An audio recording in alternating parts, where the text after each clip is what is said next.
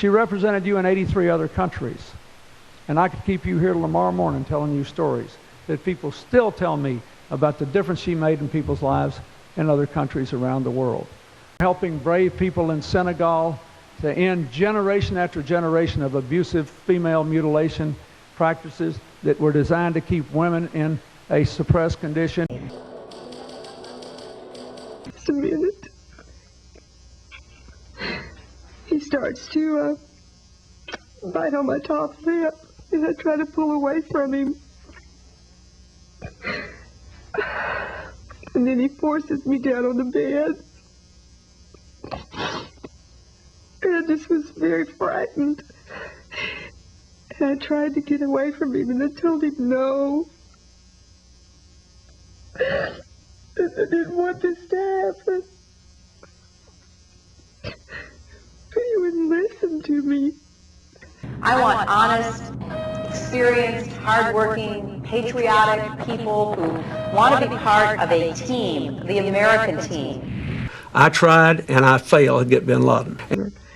And he would bite on my lip. Broderick also says the waist of her skirt and her pantyhose were torn. When everything was over with, and he got up and straightened himself, and I was crying at the moment, and he walks to the door and calmly puts on his sunglasses, and before he goes out the door, he says, "You better get some ice on that," and then he turns and went out the door. And I did everything I could. A month ago, I began a conversation with all of you, and so far, we haven't stopped talking. And that's really good. I intend to keep telling you exactly where I stand on all of the issues. I could hardly breathe. Gulping for air, I started crying and yelling at him. "What do you mean?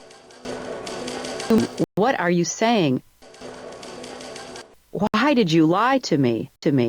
I was furious and getting more so by the second.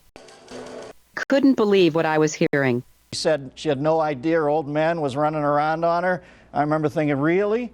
I'm pretty sure you're not smart enough to be my president, because that is a massive Macy's balloon-sized tea leaf that you failed to read there, honey.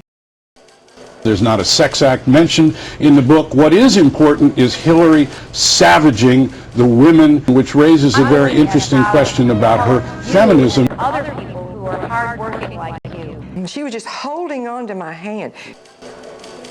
She didn't, because I had started to turn away from her, and she held on to my hand. And she said, "Do you understand everything that you do?" I mean, cold chills went up my spine. That's the first time I became afraid of that woman. And I've really been impressed by how serious people are, Because we all need to be part of the discussion. We're all going to be part of the solution.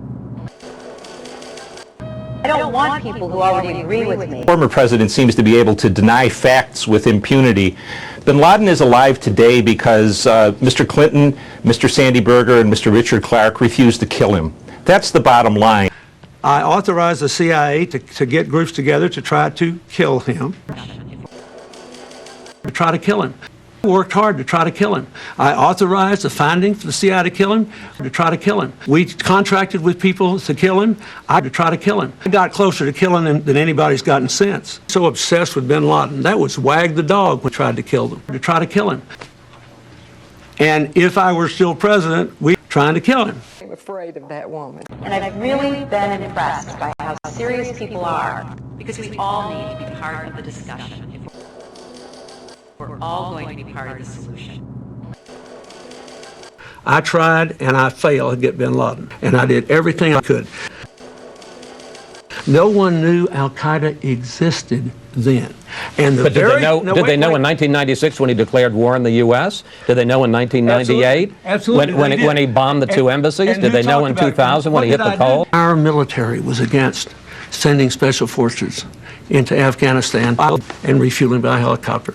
And no one thought we could do it otherwise because we could not get the CIA and the FBI to certify that al-Qaeda was responsible. Let's talk about what President Clinton had to say on Fox yesterday. He basically laid blame at the feet of the CIA and the FBI for not being able to certify or verify that Osama bin Laden was responsible for a number of different attacks. Does that ring true to you? No, sir, I don't think so. The president seems to be able, the former president seems to be able to deny facts with impunity. You're saying that Bill Clinton sexually assaulted you, that he raped you? Yes. And there's no doubt in your mind that that's what happened? No doubt whatsoever. Bin Laden is alive today because Mr. Clinton, Mr. Sandy Berger, and Mr. Richard Clark refused to kill him. That's the bottom line. And every time he says what he said to Chris Wallace on Fox, he defames the CIA especially, and the men and women who risked their lives to give his administration repeated chances to kill bin Laden. I tried and I failed to get bin Laden, and I did everything I could.